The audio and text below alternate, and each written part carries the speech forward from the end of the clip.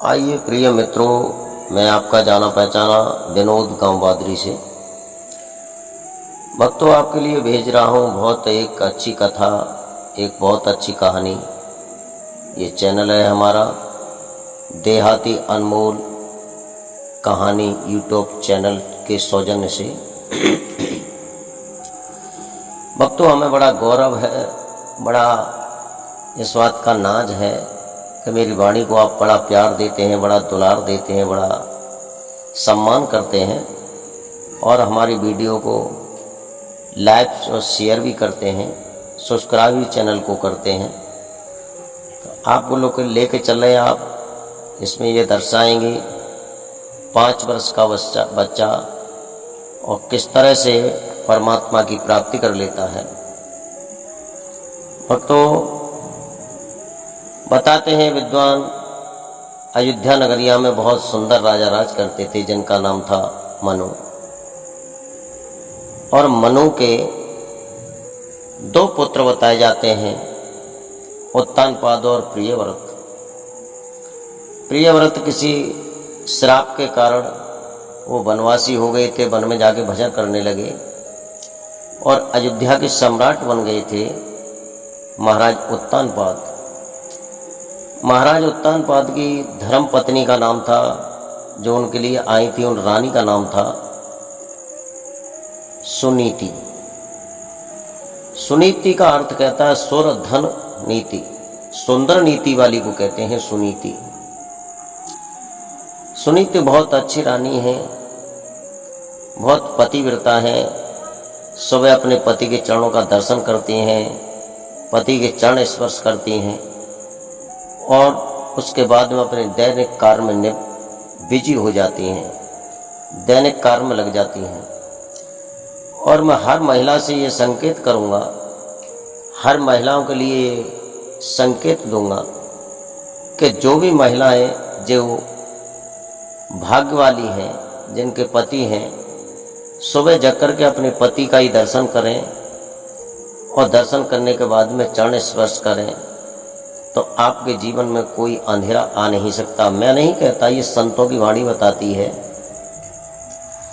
लेकिन आप ये भी समझते होंगे कि आप तो विनोद बताते हो, लेकिन आदमी सुबह से निकल जाता, शाम को आता, 2 पैसा कमा के नहीं लाता, दारू पीता, जुआ खेलता, बड़े गलत कर्म करता है, तो ऐसे मनुष्य के लिए आत्मा नहीं करती। लेकिन नहीं, आत्मा करती है या न करती है, लेकिन करानी पड़ती हैं। जो पत्नी अपने पति की सेवा करती है वो सुनीति जैसे उसके विचार हो जाते हैं, सुनीति जैसा भाग्य हो जाता है और उसी घर में ध्रुव जैसा बच्चा जन्म लेता है, जो 7 पीढ़ियों को स्वर्ग भेज देता, वैकुंठ भेज देता है।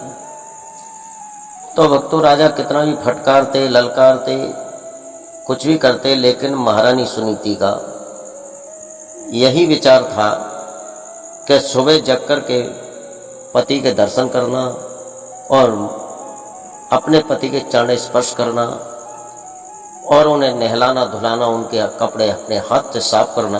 अनेक दासियां रहती थी, लेकिन अपने हाथ से ही भोजन बनाया करती थी। और जब भोजन बना के जब तक महाराज उत्तानपाद को नहीं खिला देती तब तक वो ग्रास नहीं तोड़ती थी। वो उनका नियम था, ये विचार थे उनके। लेकिन एक बात और बताऊं भक्तों, ऐसा मनुष्य कहते हैं कि अति गुणी सो निर्धनी, अति सुंदर सो बांझ। ये बताया जाता है कि जो अति सुंदर होती है स्त्री, वो हमेशा विधवा रहती, वो हमेशा बिना पुत्र के रहती है, बांझ रहती है। भक्तों जब उन पर कोई पुत्र नहीं है, रानी बड़ा परेशान है, मैं ऐसी कुल कलंकिनी पैदा हो गई इस घर में, जो एक दीपक को नहीं जला सकी और ये दीपक बुझता हुआ जा रहा है। महाराज सभा में बैठे हैं, बार बार अपने होठों पे जीभ घुमाते हैं।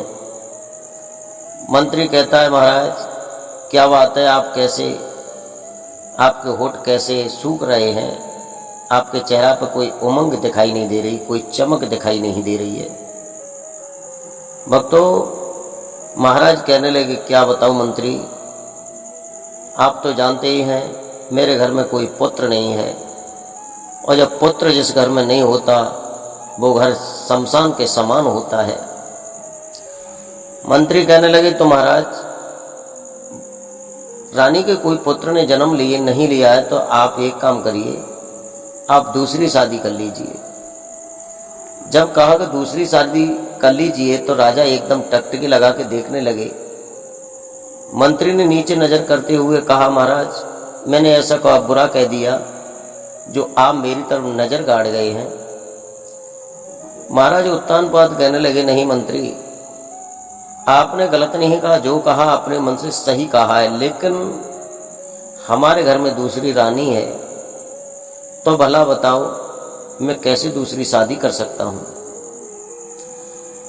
मंत्री कहने लगा, महाराज आपकी मर्जी, लेकिन मेरा सुझाव है, पहले राजा कई कई पत्नियां रखते थे, कई कई रानियां रखते थे, लेकिन आप एक और रख लो तो ऐसा कोई पहाड़ नहीं टूट जाएगा, लेकिन हो सकता है उस ईश्वर की निगाह से आपका वंश चल जाए। महाराज उत्तानपाद ने कुछ नहीं सुना, सभा को ऐसे ही छोड़ करके और जहाँ रानी रहती थी रनवासों के लिए चल दिए। रानी ने महाराज को आते हुए देखा तो बड़ा आदर किया है। आवत बलम निहार उठी जब नार, के पलिंग न भाऊ, ले पंखा ढोरे ब्यार, परम सुखवाओ। यानी जो पलंग था उसको बिछा दिया है और मोर पंख लेकर के, मोरों का जो पंखों का बना हुआ तो बीजना जिसे पंखा कहते हैं, उसे घुमाने लगी, महाराज के ऊपर सने सने प्यार करने लगी हैं। महाराज कहते हैं, रानी बैठ जाओ, मुझे गर्मी नहीं लग रही है, बैठ जाओ। महारानी बैठ जाती हैं। जब महारानी बैठ जाती हैं, महाराज सर पे हाथ रखते हैं। महारानी अपने सर को ढीला कर देती हैं तो महाराज ने अपनी गोद में सर रख लिया। अब रानी के मन में एक ख्याल आता है कि हे प्रभु, मैंने ऐसा कौन सा पाप किया है जो मुझे आपने एक संतान नहीं दी, एक पुत्र नहीं दिया। और मन में ये विचार करती हैं, मन में ये सोचती हैं कि हे विधाता, अगर एक पुत्र मुझ पर होता तो मैं कुल कलंकिनी नहीं बन जाती, मुझे एक पुत्र क्यों नहीं दिया है। तो मन में ये ख्याल आता है। रानी की आंखों से आंसू निकलते हैं, महाराज के जंघा पर लगते हैं और धोती को पहने थे महाराज, धोती को पान करके, धोती को पार करके और जंघा पे जब गरम गरम आंसू जाते हैं तो महाराज ने दोनों हाथों से सर को उठा लिया और कहा, रानी तुम रो रही हो। रानी की आंखों में आंसू भर रहे थे, आंखें लाल हो रही थी। महाराज ने पूछा, हे प्रिय, आप क्यों रो रही हो, कौन सा दुख सता रहा है तुमको। किसी सिपाही ने कुछ कह दिया, किसी दासी ने कुछ कह दिया, किसी दास ने कुछ कह दिया, हालांकि आपको किसी ने कुछ कहा है, आप क्यों परेशान है, क्यों रो रही हैं। रानी कहने लगी, महाराज मेरे रोने का रीजन आप नहीं जानते हैं। मेरे रोने का मतलब तो यही है कि मैं ऐसी अभागिन पैदा हो गई जो आपके साथ मेरी शादी हो गई और मैं एक पुत्र को जन्म नहीं दे सकी। राजा कहने लगे, तो रोने की इसमें क्या बात है देवी जी, कोई ऐसी चीज नहीं है जो हम वन से खरीद के ले आए, जो हम वन से तोड़ लाएं या बाजार मार्केट से खरीद करके लाएं। अरे ये तो ईश्वर गति होती है, परमात्मा क्या करता है क्या नहीं करता है। हमारे कर्म में कोई संतान नहीं है, हमारे भाग में कोई संतान नहीं है। तुम नहीं जानती, कर्म की भूमि होती है, भाग्य नाम की खेती होती है। जो मनुष्य पूर्व जन्म में बो के आता है वो इस जन्म में काटता है। हमने इतना पुण्य नहीं किया है जो आज हमारे यहाँ इस आंगन में एक बालक खेलता होता। मेरी भी आत्मा बहुत रोती है। राजा और रानी का संवाद चल रहा था। महाराज की आंखों से आंसू निकलते हैं। रानी को सर को भिगोते हुए और नीचे गिर जाते हैं, जमीन में समा जाते हैं। दोनों ही रोते हैं। कुछ पल बीत जाता है, एक दासी आती है, महाराज की आंखों से आंसू बह रहे हैं और महारानी की आंखों से आंसू बह रहे हैं। अयोध्या नरेश, महाराज उत्तानपाद बड़े बिलख रहे हैं, बड़े दुखित हो रहे हैं। इधर महारानी अयोध्या की रानी विशेष तरीका से रो रही हैं और बोली, महाराज आप कुछ मत करो। तो एक बात मेरी मान लो। क्या? महाराज उत्तानपाद अयोध्या सम्राट कहने लगे, क्या कह रही हैं रानी तुम? रानी कहने लगी, महाराज मैं कुछ नहीं कह रही, मैं आपसे एक ही बात कह रही हूँ कि आप दूसरी शादी कर लो। जब रानी ने कहा दूसरी शादी कर लो तो महाराज को ऐसा मालूम पड़ा कि हजारों बिच्छुओं ने एक साथ डंक मार दिया हो। महाराज एकदम चौंक जाते हैं और रानी से कहते हैं, रानी तुम जानती नहीं हो सौत का झंझट कितना बुरा होता है और आप अपने लिए कांटे बो रही हो। आपको इतना भी सहूर नहीं है। ऐसी कौन सी नारी होगी जो अपने आप कह देगी क्या आप दूसरी शादी कर लो? लेकिन ऐसा नहीं, तुम बाबरी हो, तुम्हें मालूम नहीं है सौते का चक्कर कितना बुरा होता है।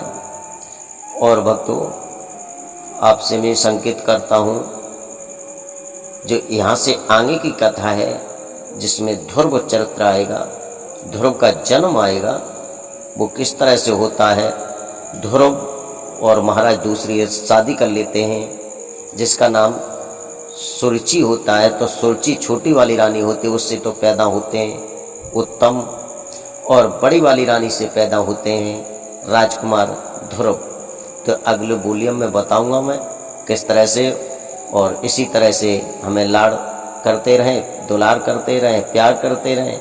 और मुझे बड़ा घमंड है कि मेरी वीडियो आप बड़े प्यार से सुनते हैं, बड़ी अच्छी तरह से सुनते हैं। और मुझसे संपर्क करना है तो मेरा मोबाइल नंबर है 9548 770 762। और इस वॉल्यूम में अपनी वाणी में यही विराम देता हूँ। आगे की